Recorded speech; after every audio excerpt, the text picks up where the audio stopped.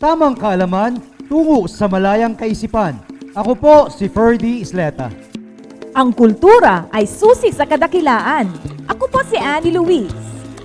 Isang oras lang ang kailangan. Ako po si Renena Peñas. At ito ang Padayon Presents, the NCCA Hour. Sulong na!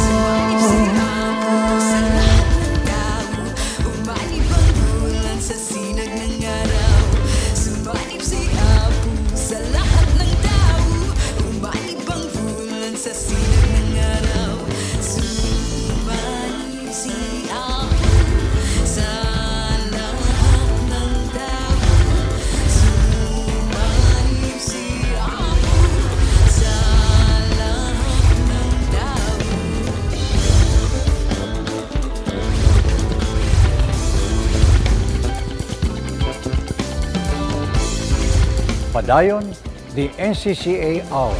Sulong na!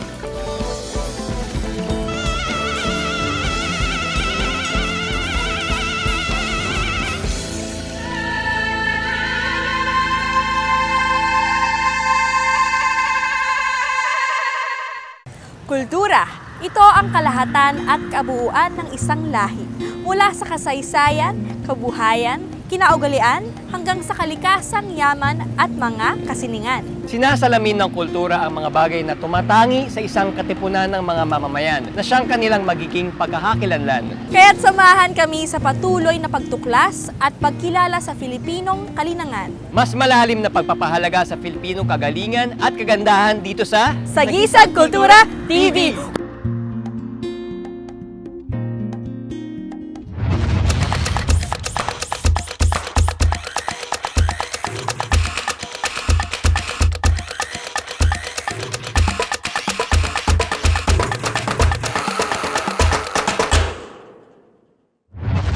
Maunlad na ekonomiya, masaganang kalikasan, kapuri-puring mga mamamayan, larawan na may malinaw na ugnayan ng kanyang nakaraan at kasalukuyan. Ngunit ang mas kahanga-hangang katangian ng probinsyang ito ay ang kanyang pagiging magandang ehemplo sa pagtataguyod ng kabuhayan ng mga mamamayan, kasabay ng preserbasyon ng kanyang kalinangan at pagpapahalaga sa integridad ng kanyang kapaligiran. Isa sa mga sikat at paboritong pook panturismo ang lalawigang ito. Pero ilang beses ka bang bumalik? Dito, laging mayroong panibagong karanasang hatid. Halina't samahan kami sa pagtuklas ng Likhang Yaman ng Bohol!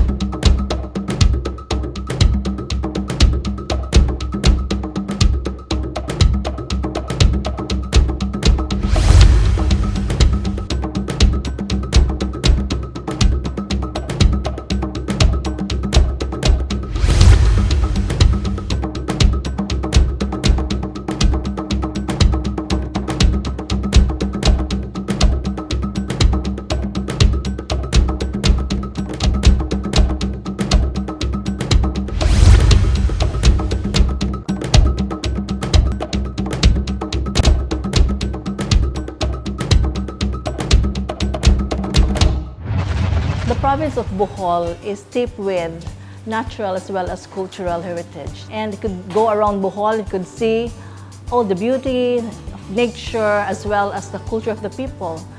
The way that the people live is very evident in our daily life. If you go around, you could always see na there in every municipality there definitely is an existing, or if not, a potential tourism destination that is brewing. And there is nothing in Bohol other than what? Nature. Since nature is our capital for our tourism, kailangan talaga we have to preserve and conserve it. As well as the preservation of our artistic culture. Ang lalawigan ng Bohol ay ang ika-10 pinakamalaking isla ng Pilipinas na matatagpuan sa rehiyon ng Gitnang Kabisayaan o Region 7. Nasa hilagang kanluran nito ang pulo ng lalawigang Cebu. Ang lalawigan ng Leyte naman ay nasa kanyang hilagang silangan, habang ang Mindanao naman ay nasa ibayong timog ng lalawigan. Binubuo ito ng 47 munisipyo at nag-iisang lungsod na kanya ring kabisera, ang Tagbilaran. Ang lalawigan na rin ito ang tahanan ng 3 tanyag na Pilipino. Ang Filipinong bayani na si Francisco Dagohoy, ang ika-8 presidente ng Pilipinas na si Carlos P. Garcia, at ni pabansang alagad ng sining, Napoleon Abueva. Bago tayo maggala sa Tagbilaran, makakapanayan po natin ngayon ang ama ng lungsod ng Tagbilaran, si Mayor Baba Yap. Kamusta po, Mayor? Okay lang, Lara. Thank you for giving me the opportunity na nandito tayo at mapakita at ma-showcase natin ang Tagbilaran City. Salamat po, Mayor. Pakilarawan po nga ang lungsod at base sa kanyang kahalagang pangkultura at panturismo. Ang lungsod ng Tagbilaran ay nag-iisang city dito sa probinsya ng Bohol at tayo ang center ng probinsya ng Bohol na known tayo na isang tourist province. Marami tayong mga turista at ayaw nating maiwan ang ating city sa turismo ng buong probinsya ng Bohol.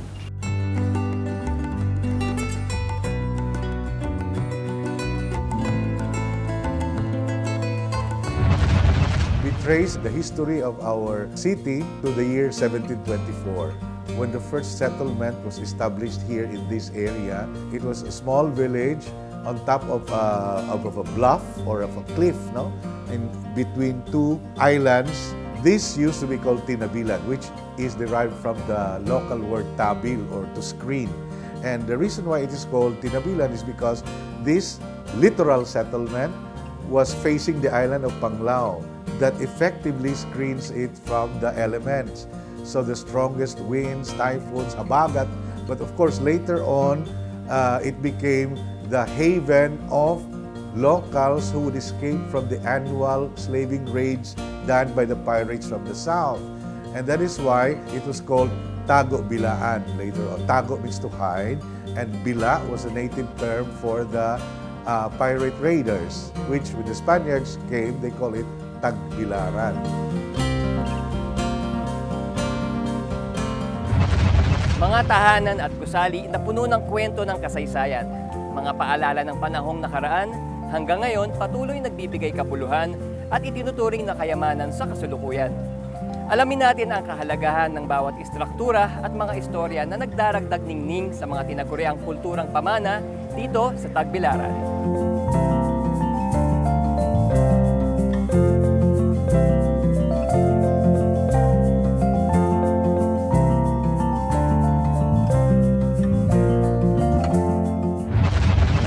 Natin dito bago lang natin tinayo ang heritage tour.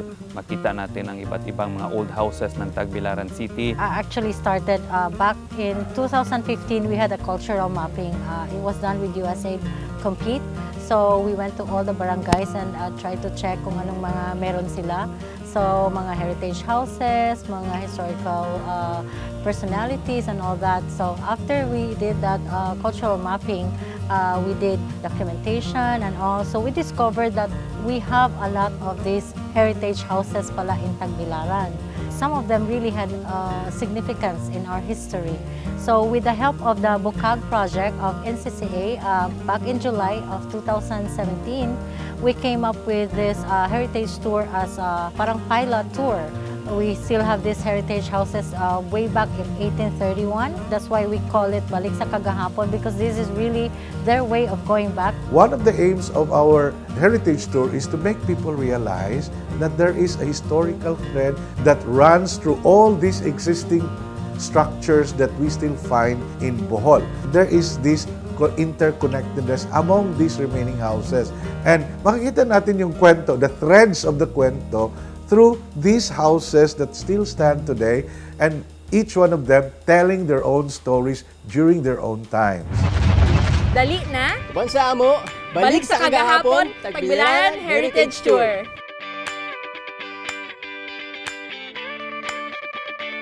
The tour starts down to the lower district of Sitio Ubos, or the lower district of Tagbilaran. You know, the Sitio Ubos is important because here you can still find about 3 to 4 houses that were built during the Spanish period. Yung bahay ng mga Rocha Suarez, ano ito, bahay na tabla or woodboard house, no?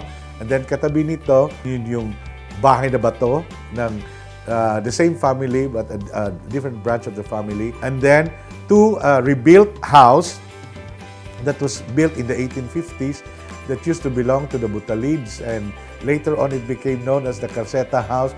Now it's owned by the Bildia, so it's called the Bildia House. Then from there we go to the upper poblacion, no, or the Sitio Ibabaw, where we will stop by a house that was built during the Spanish period naman. This is the house owned by a Chinese merchant by the name of Fernando Reyes, but his local name during the time was Insek Ina. This house tells us about a dark period in our history, no? Pagkatapos dito, we go to the house of the late President Carlos P. Garcia. This Garcia Heritage House was built in 1954. Ito yung bahay na tinitirhan ng dating Pangulo when he was still senator. Here, nakikita natin isang tao na galing talaga sa grassroots and then naging highest official of the land and a Boholano at that. And then pagkatapos doon, he went back to his life, a very simple and ordinary life. Makita mo na hindi naman talaga ito mansion. And then may open space then which is used for cultural performances, kasi one of the things that made him different was that Garcia has always been a poet. And then from there, we go to the House of the Balilis, which was built at the end of the 1920s and is built in a style that is characteristic of the period, the American period, no? Kasama po natin ngayon ang may-ari ng napakagandang Balili Heritage House na si Architect Gloria Balili Kets. Magandang araw po. How are you? Very good. Kwentuhan niyo po ako, ano po ang napaka-special dito sa Balili Heritage House? It is a sleeping beauty that has awakened. It was built by my father in 1926. And na-open lang namin because the city told me na gusto niyang i-open to for Tagbilaran Heritage Tour. And so we decided na it's about time that the Sleeping Beauty would awaken, because this has been closed for 35 years. Everything here that you see is original. Nothing has been touched. I'm just very curious po sa photo na to. Can you tell us about that photo? Right after the war, when the Japanese occupation, the highest ranking official, used this as his residence. The Americans came and they gave us back our country, and they gave us back our house, my father's house. So the Philippine president, the first president after the liberation, which is 1946, was Rojas. Together with him was President Quirino as well, who was then the vice president at that time. He came and had dinner with my father, and that's what the picture is. Original picture of when they came. And ang dami-daming mga bisita, ang dami-daming mga turista na gusto doon. There's this feel of an old house, a feel that you're in touch with the heritage of this place that you have chosen to visit. It's a house of friendship. It's a house that the city could offer. In the middle of the city, you'll have comfort, you'll have friends, and we care for you. So we have our houses from the simplest to the more modern ones, but all talking about the same idea that we are a great city because we know our past, we revel in our present, and therefore we have a clear future, hopefully. At dito nagtatapos ang Balik sa Kagahapon, Tagbilaran Heritage Tour dito sa Sagisag Kultura TV. Ako'y pobreng alindahan, sa huyo'y di ano-dano, nangita o kapanibaan ahay, sa tanamanong sa mga kabulakan, kabulakan, kabulakan, kabulakan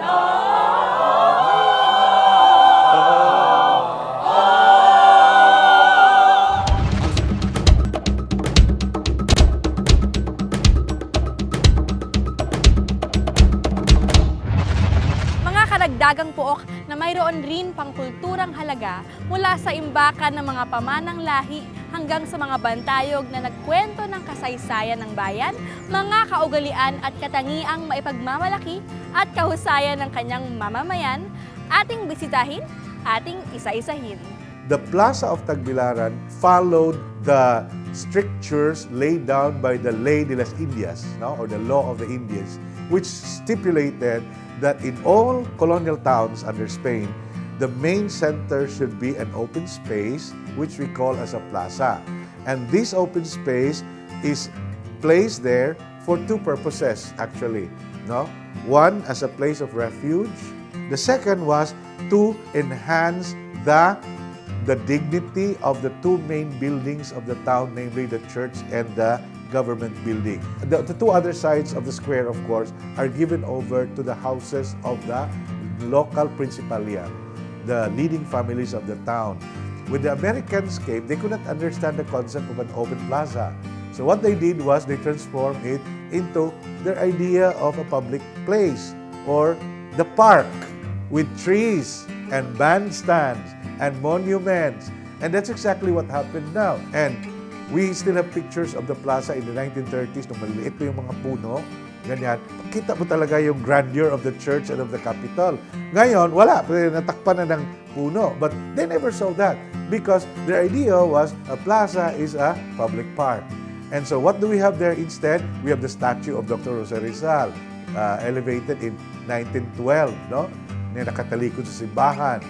And then, dito naman yung bandstand, which we call kiosko or a kiosk. Now, ang makikita lang natin ngayon mas marami yung mga pigeons of the plaza. But it's exactly part of the development, no? And then the trees, no? Some people have suggested that we'll just cut down the trees para bumalik yung grandeur ng ano. But there are some trees that are historical. Like for instance, the east corner of the plaza, we have here two large mahogany trees. One of these has been planted by Commonwealth President Manuel Quezon in 1937, and the other one was planted by the then Governor of Bohol, Carlos P. Garcia, who later on would become President of the Philippines.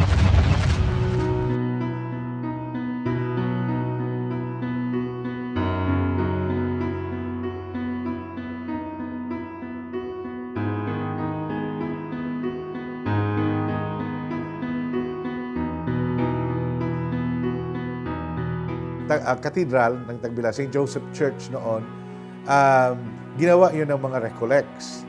Yung mga Augustinian Recollects came here after 1768. And during that time, kung titingnan natin sa history of architecture and art, the second half of the 18th century was already the period of the neoclassical period, no? So the style of the art of the period was going back to the simpler lines of the classic Roman or Greek period. Pero makikita natin sa tabi ng altars ng cathedral hanggang ngayon, these two Baroque altars.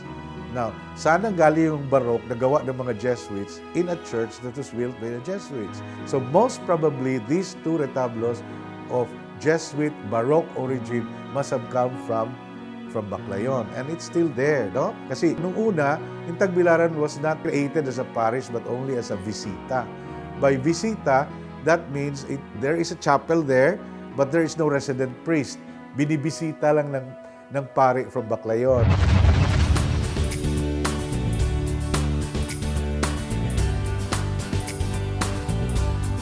The Tagbilaran Friendship Park is conceptualized 20 years ago. Before, it was known to be that this site was the blood compact site. One highlight here is the roof garden. Everything is connected by a ramp. As you go down, there are 2 floors which will show the different stories of Tagbilaran. And then as you go down, you would see already the amphitheater. So there's a viewing deck, you'll see everything. The amphitheater would house at least 500 to 1,000 seats.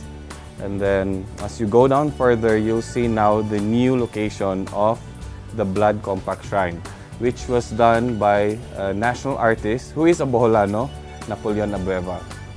And you'll see also the ancient well right after the Blood Compact Shrine. After that, there will be a boardwalk which will connect you to the galleon. It's stationary, but it's a replica of the Spanish galleon that came here with Miguel Lopez de Legazpi. As you go further, you would go to the houses on stilts. The houses on stilts are a replica of the Dapitan Kingdom.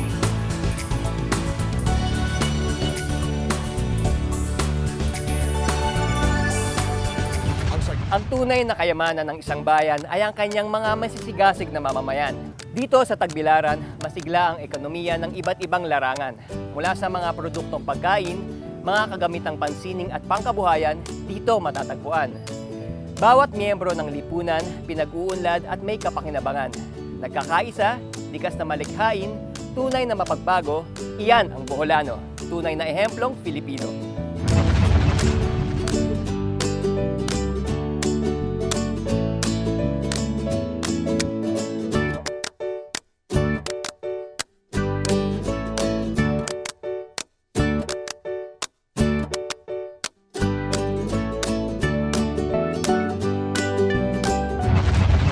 Una, yung lolo ko, gumagawa siya ng gitara sa Bilbao, sa Tagbilaran.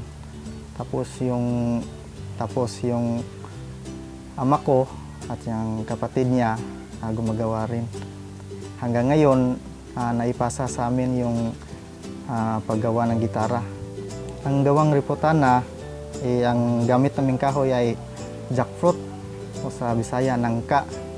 Una, bibili kami ng kahoy. Pagkatapos, gagamitan namin ng sander para maging makinis. At gagamitan ng Pimex, yung pangpakintab. At epoxy din yun ang pangpadikit namin sa gitara. Sa isang buwan, nakakagawa kami ng 4 hanggang 5 kapag may order.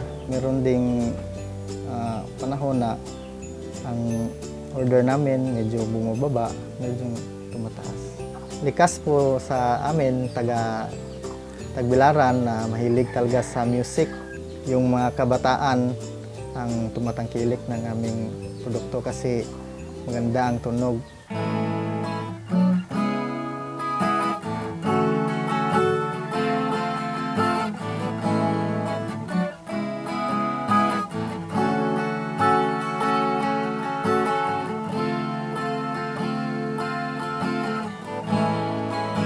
Ikaw na ang may sabi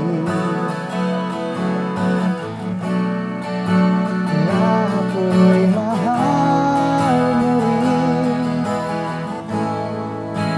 at sinabi mo ang pag-ibig mo'y di mababago.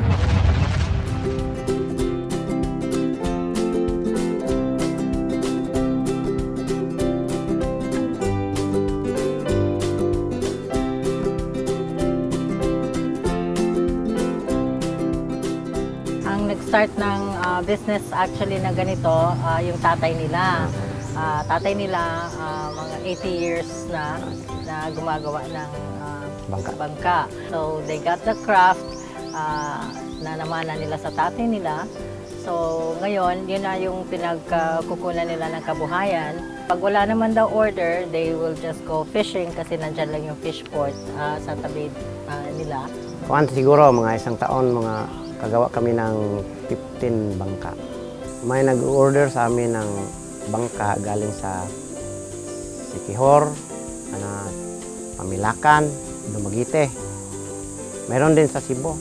Hindi palagi. Hindi. Sa isang buwan, siguro mga kadalawa kami ng bangka.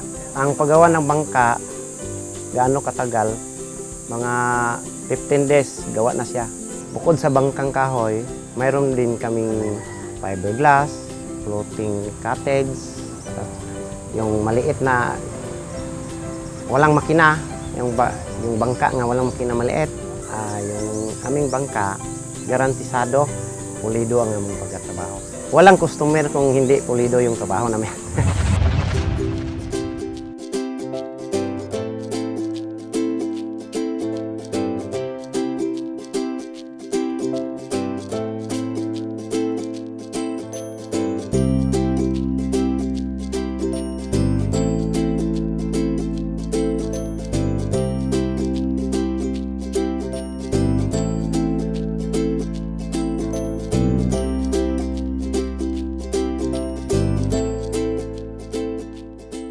Tinapay ng taluto ay galing ito sa mga nang ninuno pa namin, yung great-great-mother namin. Ipasa sa mama ko, yung nagturo sa akin na paggawa ng tinapay.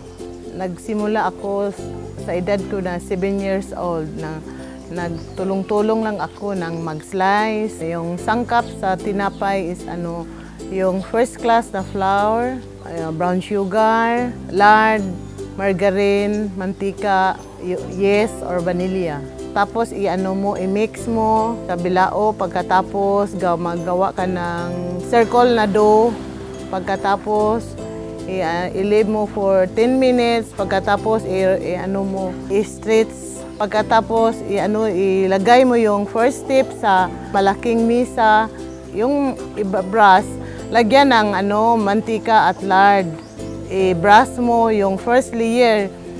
Pagkatapos, mag-street ka ng pangalawa. Pagkatapos, ilagay na lahat sa mesa. Tapos, isukat mo, gawa ka ng line. Pagkatapos, leave for 30 minutes, din doon na magluluto na.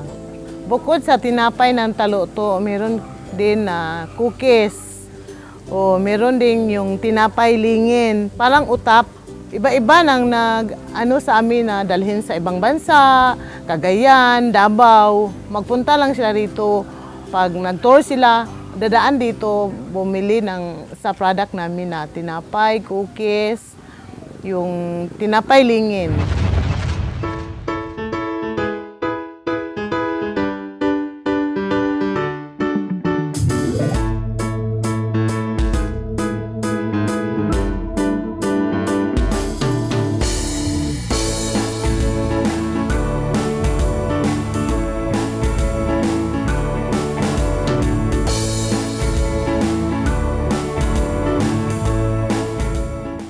Sort of started to conceptualize BRRP.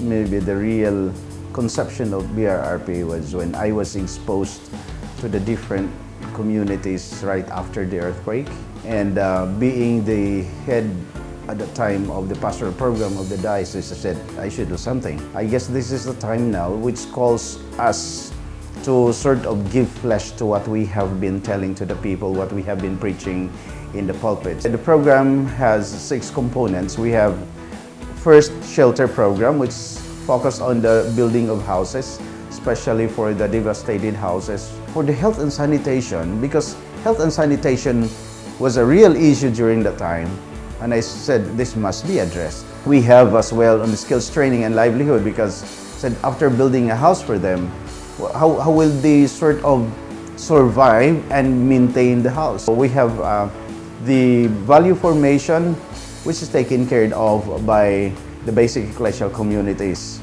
And as well, building of repair and construction of classrooms, because many classrooms, especially classrooms of our parochial schools, were damaged. Narito kami ngayon sa training center namin dahil sa pagkatapos sa paggawa namin sa retablo sa simbahan. Gumawa ng project ang BRRP, pinagawa nila ang training center, tapos yung mga nagtrabaho sa simbahan sa retablo, dito namin nagpapatuloy kami sa pagtrabaho.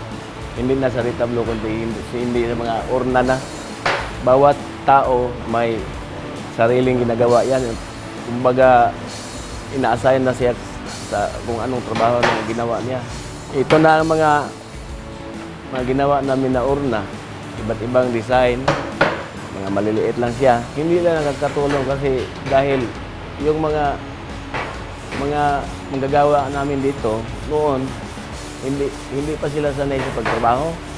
Hindi sila marunong nito. Tapos nang marunong na sila magtrabaho dito, may sahod na sila na tanggap para sa kanilang mga pamilya at sa kanilang mga anak. BRRP exists to help the most needy in the community, to empower people so that they may sort of have a real concrete experience that what the gospel keep on teaching, that there is salvation, may be truly experienced by them here on earth.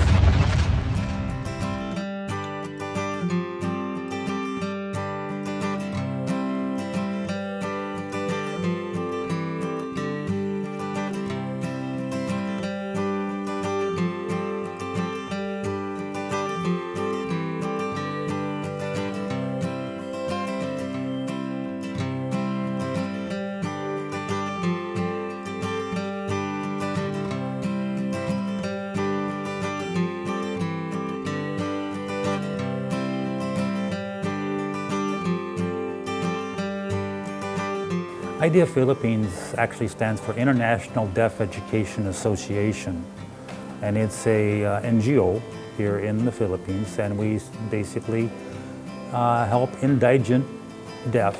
So we provide education in conjunction with the Philippine government, so DepEd at the elementary level, and at the high school level we operate a private high school. But then we also do very heavy into vocational training for the deaf. We also then provide employment for many deaf as well. And even further, once they come out of school, we also help them with having homes. And so cultural development, families, homes, deaf culture, really a full-blown deaf culture. I would say, IDEA Philippines is a growing concern. Yet this last year we were recognized by the provincial government by recognizing that our work is very necessary and we do a quality, outstanding job of helping the hearing impaired. So yeah, I think we're arriving and at a level now where we can really serve very well, but also we have great plans for the future in growing it. This group is called the Cymatics Performers. We were established way back 2014, and for 4 years we've been performing in all resorts and hotels around the provinces. So in order for them to be on cue with the rhythm of the dance, we see to it that they study the vibration of the bass, of the sound. Through this performing arts group, we were able to bring the voice of the deaf community throughout the regular society.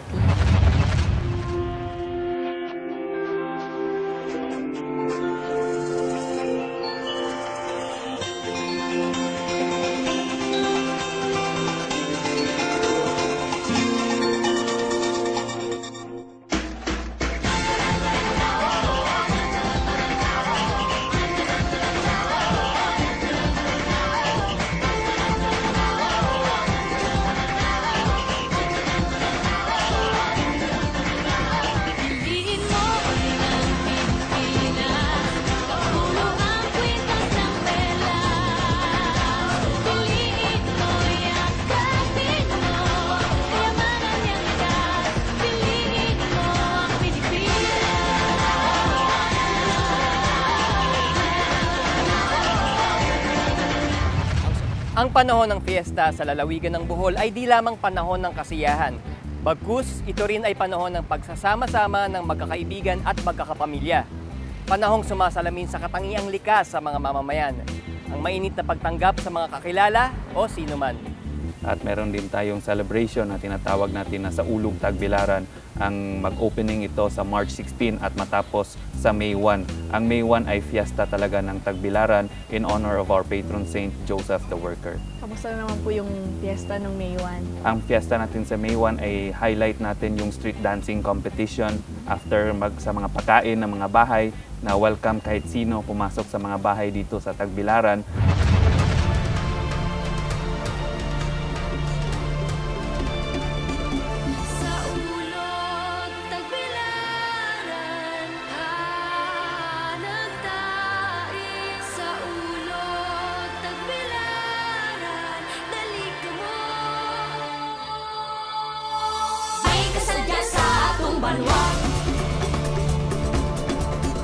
Kasama po natin ngayon ang City Events, Culture and Arts Coordinator, si Mr. Alexis Cadelinia. Sir Alexis, ano po ba ang Saulog Festival? Saulog Festival, Cebuano word which means celebration. We celebrate nature, we celebrate faith, ideas, beauty, and even our past and our future. Bali, 5 years na po ito. So mga kaganapan po natin, yung mga kaganapan sa Saulog, may po tayong kumbida sa Tagbilaran, tabu sa Tagbilaran, at saka beauty pageant, of course, yung mucho sa Tagbilaran, at saka yung mga highlights natin yung street dancing sa Saulog.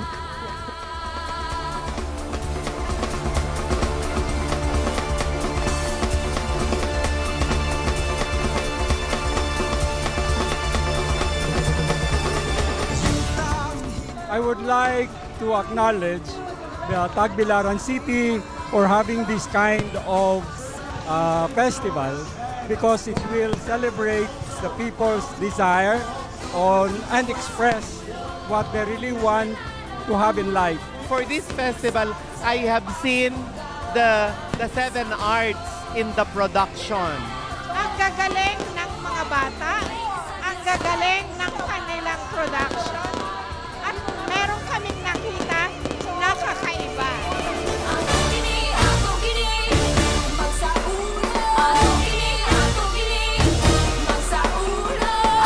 Ano po ba ang diwa nito? Ang Tagbilaran ay family heaven siya. So we celebrate family bonding.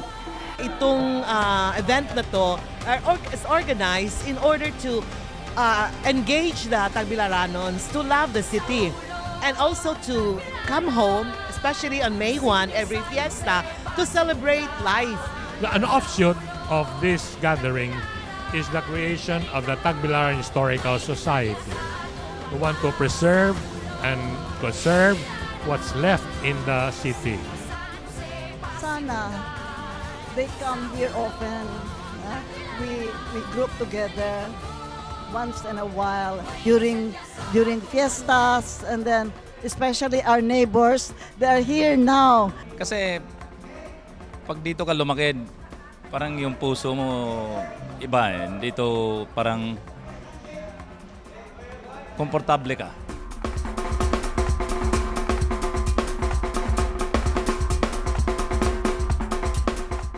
Sabi ni Mayor Baba, life is a fiesta.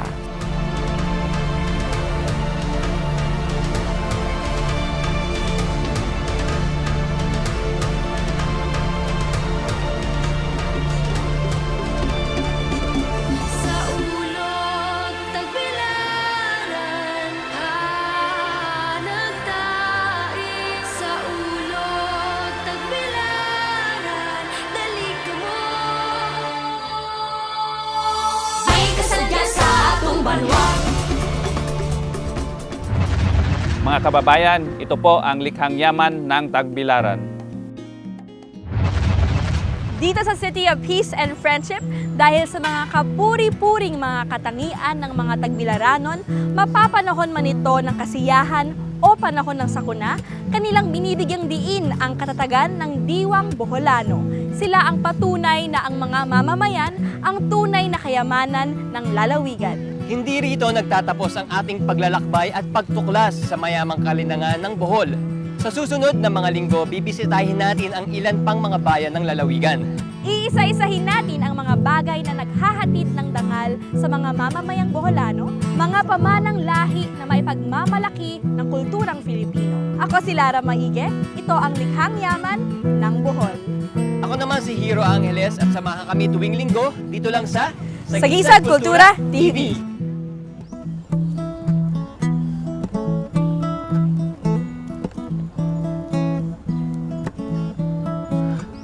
Na ang awit sa gugma, mga tunog kasika sa kalsada, nagkadaiyang daygon, kaskas sa gitara, ang sabang nadungog sa pagbaklas sa infrastruktura.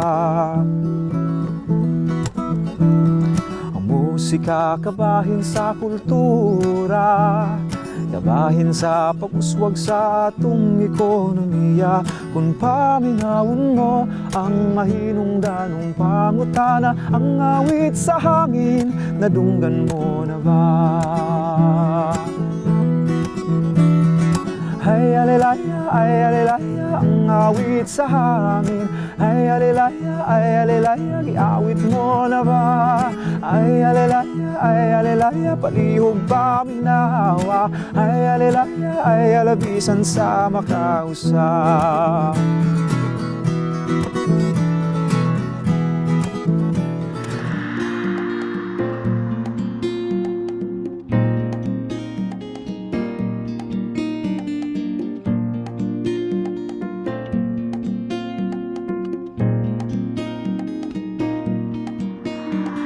Ako ay Pilipino, lahing matapang, lahing matalino, nalakbay ko ng mundo. Walang unos o bagyo sa aki gugupo, lahi ng matatag. Ako ay Filipino. Ako ay Filipino. Ako'y makadiyos. Ako ay Filipino. Ako'y makatao, saan man makarating, sino mang makapiling. Aangat ang galing habang buhay, Filipino.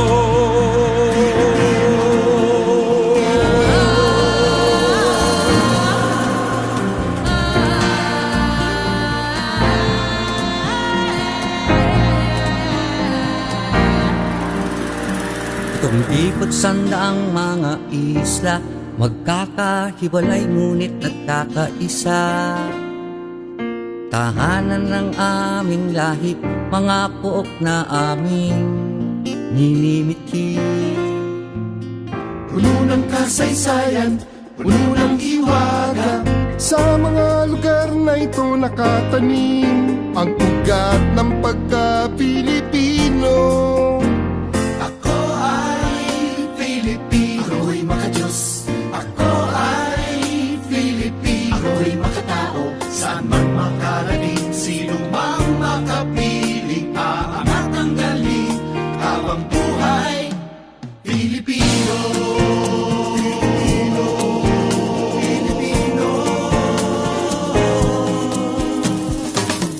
Kami ang lahing kayumanggi, mula sa bughaw na langit at dagat.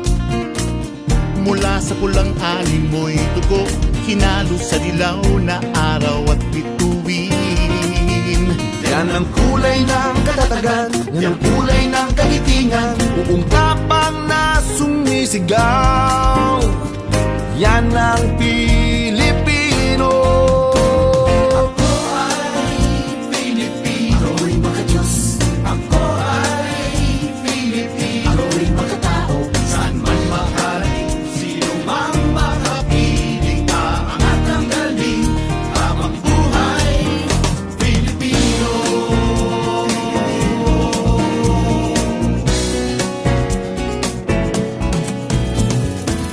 Dala ng pagkakataon o sadyang binuot naging okasyon.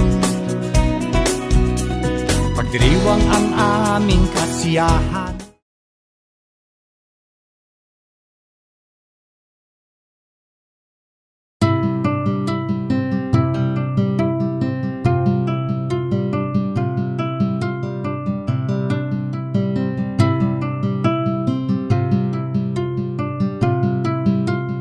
To look at many of our urban centers today is to look at how badly we've neglected the importance of urban planning. In Season 8 of Dayaw, we visit the old urban centers of Luzon to see how our ancestors maintained a sense of order. One that created spaces for communities, their economic and cultural activities, their daily lives. Indeed, the entire fabric of a solid, united community. This is Season 8 of Dayaw. Halina't dumayo, doon po sa amin.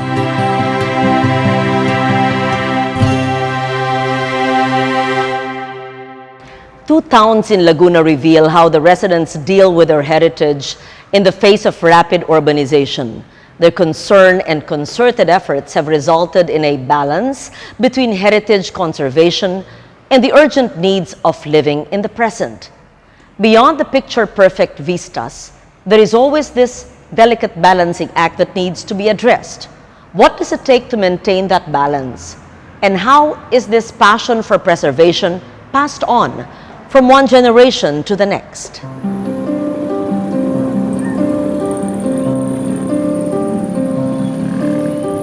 We know Binan for its association with our national hero, Dr. Jose Rizal. Beyond this cursory knowledge, there are stately ancestral homes and buildings that tell the story of a prosperous town, a dynamic social and cultural history.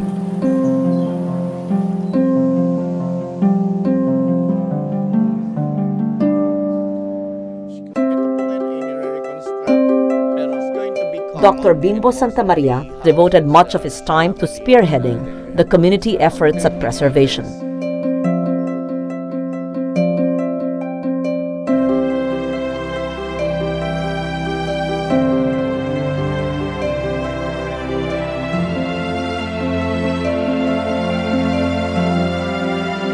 In his last public interview before he passed away, he takes us on an engaging tour of Binan's Heritage Street and the homes that still stand here.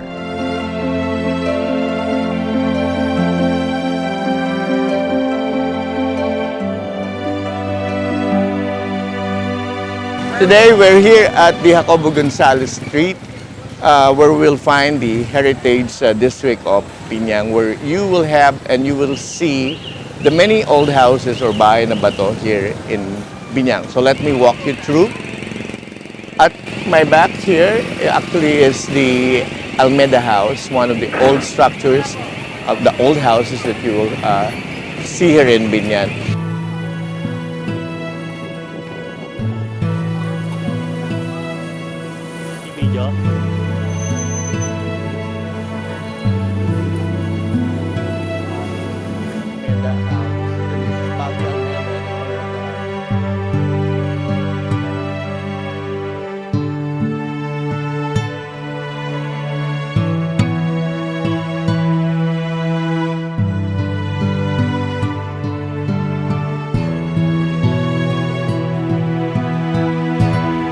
Here is one of the early houses, as you could see. Now it's made of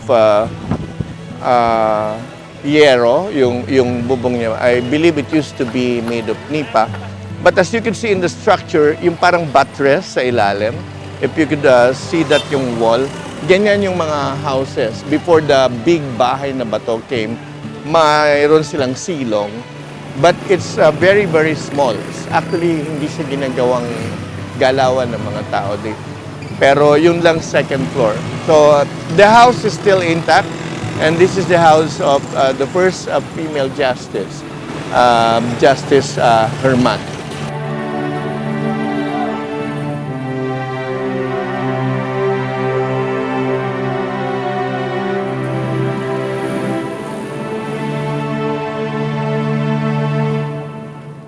On my left here is the Mercado house. So as you can see in the house, it has this main door.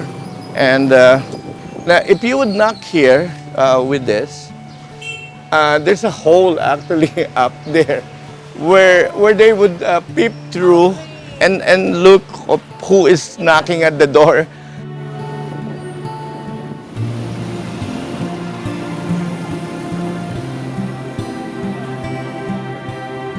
This is the Bailon house. You can see that structure na medyo giba.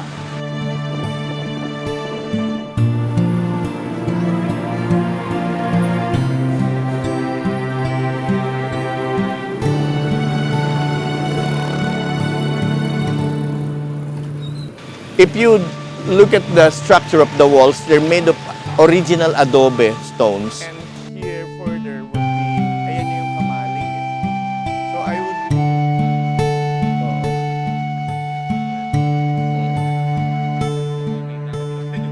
This is the Alberto Yaptinchay Macarya Gana ancestral home. So this is one of the oldest houses in Binan and the most original, I would say, in terms of the furniture.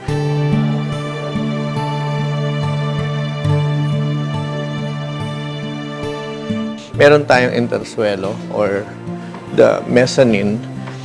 The old bahay na bato would have this as the place where people would entertain yung mga kasama, yung mga farmers. Dito lang nila ito in-entertain. And then the second floor of the house is of course where doon talaga nila iniestima ang kanilang mga bisita.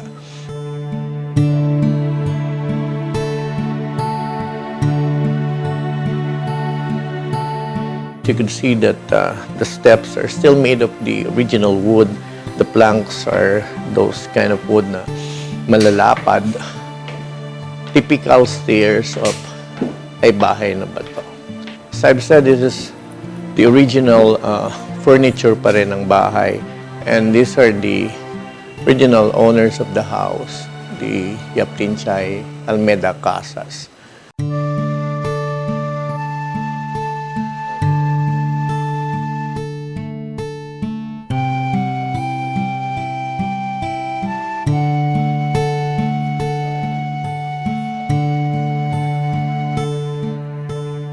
So this is the dining area. So kalimitan po sa mga bahay na ito talagang mahahaba ang mga dining tables nila. So nung araw talaga kasi dapat sabay-sabay sa pagkain. Of course, the kabisera is an important part of the dining table.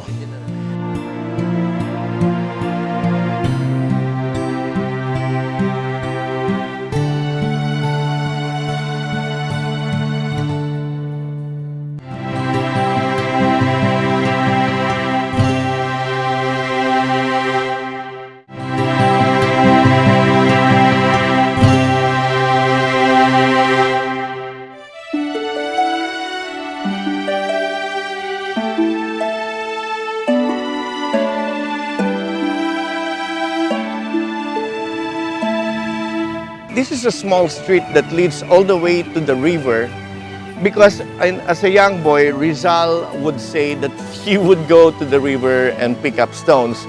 One of the favorite pastime, I guess, of our national hero as a young boy. I don't know why he would do that.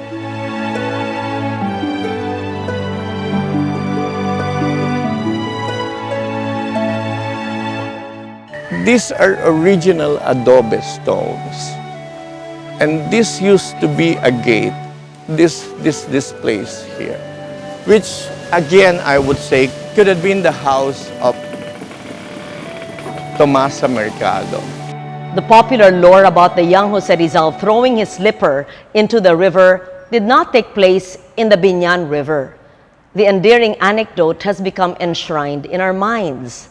It takes Dr. Bimbo to clear that popular misconception as it takes us on the walking tour of Binan's Heritage Street. This is not the Chinelas River.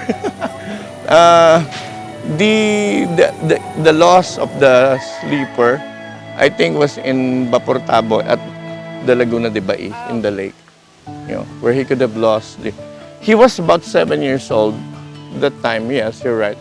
And since ipinanata siya ni Teodora Alonso to Our Lady of Good Voyage in Antipolo, kaya yun yung trip na yun alam ko, his first trip where he lost one of his sleepers. The Binan River, nevertheless figures very prominently in the history and development of the town.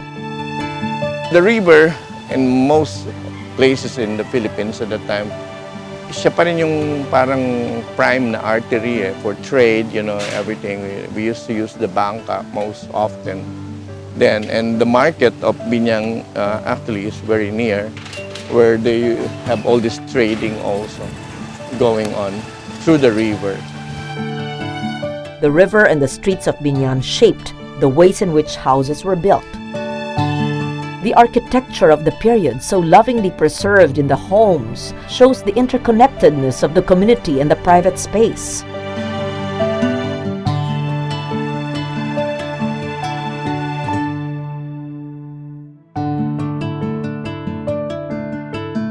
The Jacobo Gonzalez house is a personal favorite of Dr. Bimbo. Not just for the state of preservation and the museum it houses, but for the way traditional architecture shows us how life was lived, how economics, natural resources, even the social culture of the times dictated the use of private spaces. So here we have the Jacobo Gonzalez house, one of the most beautiful houses also here, Bahay na Bato here in Binan. And as you can see, there is the azotea. Itong mga lugar na ito, in the old structures, they are work areas. Ito yung labahan, igiban. When you go up the stairs,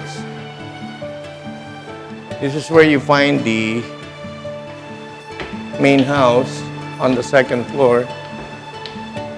In most houses, they will have an antesala, which is where you find the furniture, where you receive people.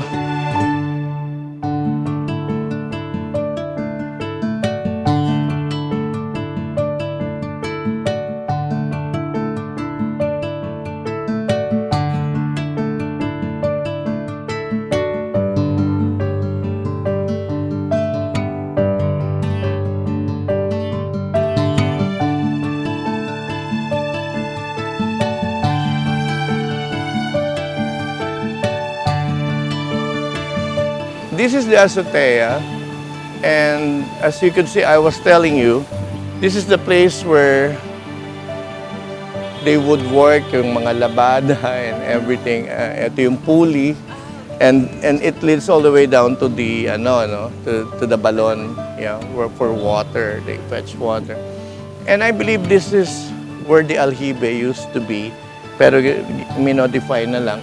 Aljibe is a storage for water. So they catch the rainwater. So as you can see here, look at this. Meron siyang parang tangke na kung saan yung mga tubig galing dun sa bubong. It's where they collect rainwater because this is where they use yung panglinis nila.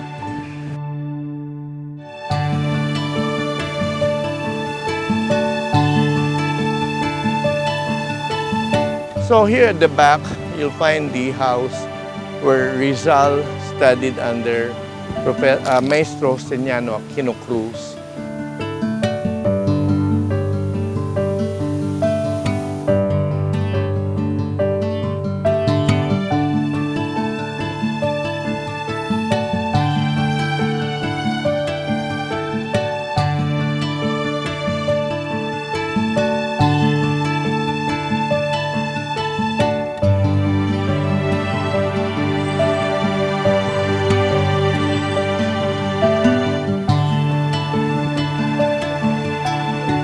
Talking a lot about Rizal, probably because one, Francisco Mercado is really from Binan. It is written there in the book of Side.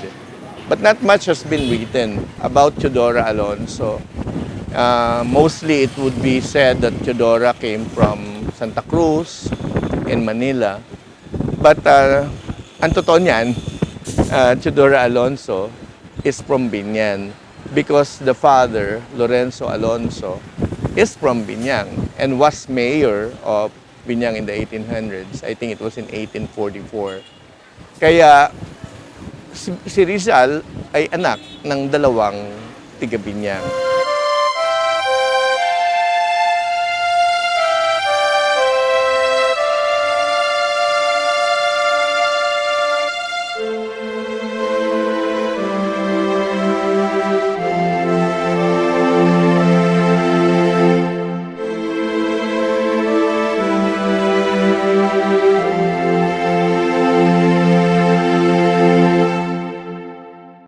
Pila, Laguna, another type of ancestral house is found. These are chalet-type homes dating to the early 20th century. Smaller, less imposing, may not quite be the right words for these homes. Their charm lies in their intimate spaces and in the way these spaces connect to the life outside.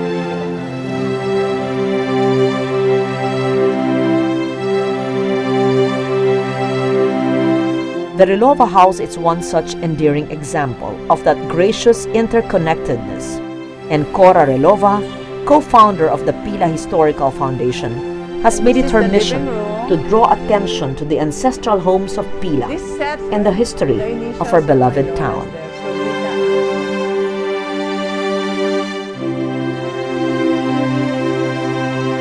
And luckily, we don't have pictures of how the old houses looked like. And probably they had sawali roofing and then wood, bamboo, but there were no bahay na bato here. I think the bahay na bato existed in the old Pila in Pagalangan. So all the houses here were built during the American period. So they are considered American chalet. The Relova home is but the starting point for a look back at Pila's history. A history that goes back farther than the colonial era. Even before the Spaniards came, Pila was already a settlement headed by a datu, and this is evidence by the Laguna copper plate, which was found in the Lumbang River, which mentions the town of Pila, and it mentions Jayadewa as being the head of Pila. So this is a settlement where they did commerce with the Chinese traders and I think also Indian traders, and evidenced by the excavation sites, which was done in the 1960s. So they found all these exquisite potteries, even pre-Chinese potteries, dated like 10th, 11th, 12th century. So that means to say there was a civilization that lived there.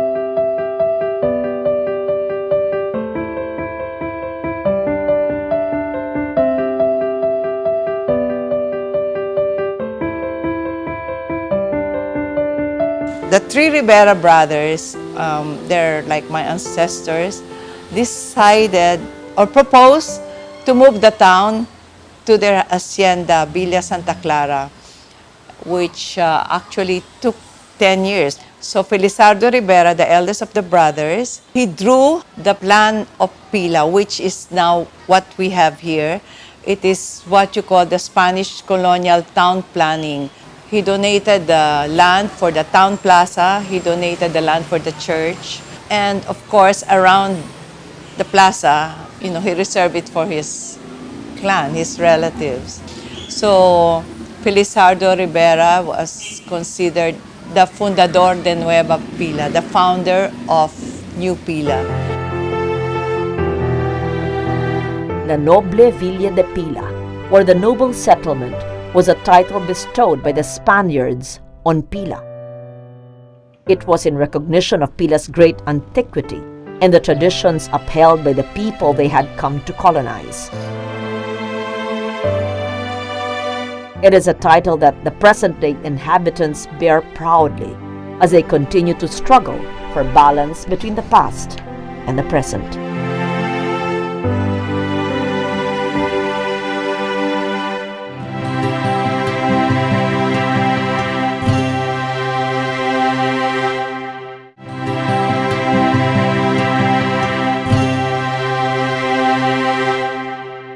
Pila's most ancient connection is to the bodies of water that linked it to the great Laguna de Buhay. From here, one sees the connection of the town to both lake and the mountains beyond. Connections that strengthen Pila's claim to being a town truly blessed, isang bayang pinagpala.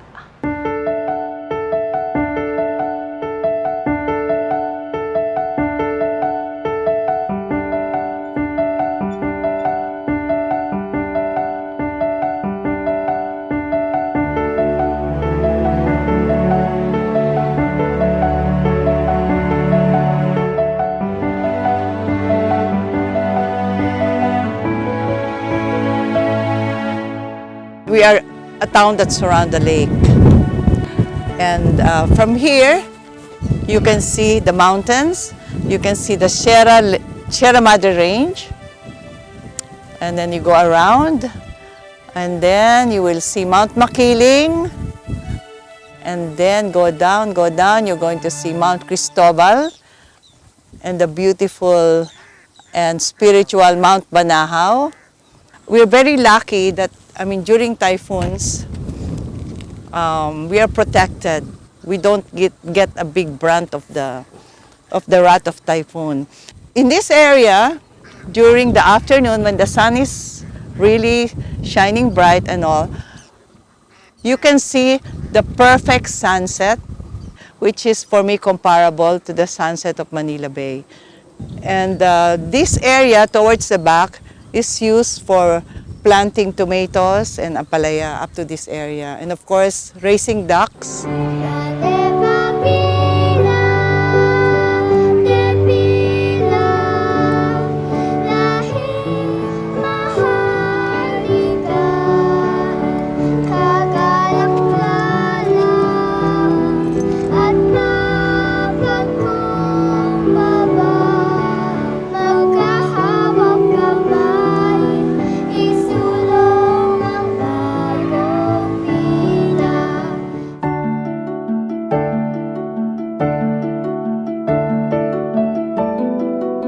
What does it take to preserve heritage sites in both Pila and Binan?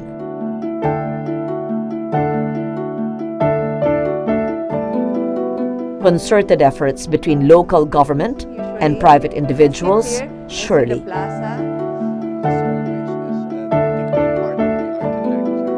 But while these can only go so far, it is the constant attempt to ingrain the importance of heritage among the young people of these towns that will be most effective in the long run.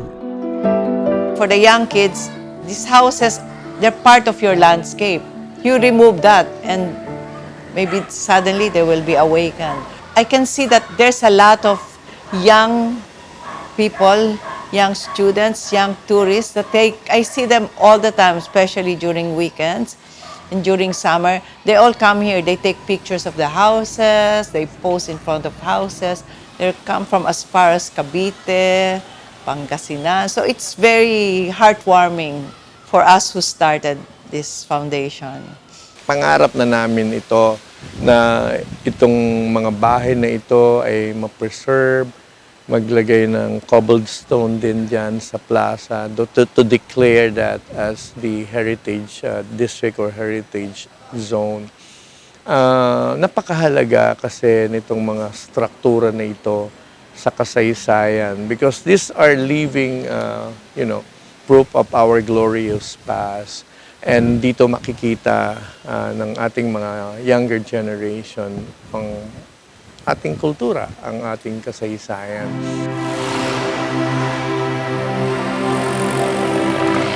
We visit our heritage sites and come away marveling at how rich the past is. We look at the old structures.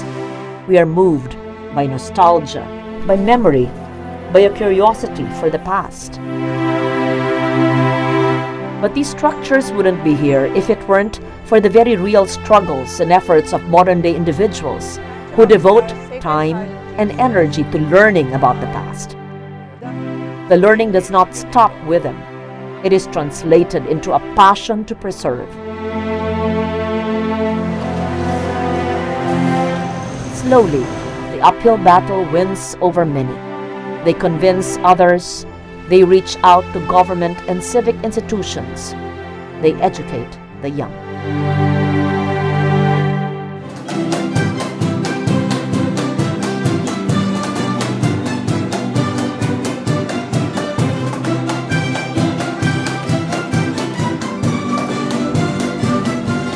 I can think of no better way to link the past with the present and no better tribute to the efforts of heritage associations and the committed private individuals like Cora Relova and Dr. Bimbo Santamaria. If towns like Pila and Binan seem so respectful of the past, it is only because there are committed contemporary Filipinos who feel the need to preserve Dayaw, our knowledge, our pride.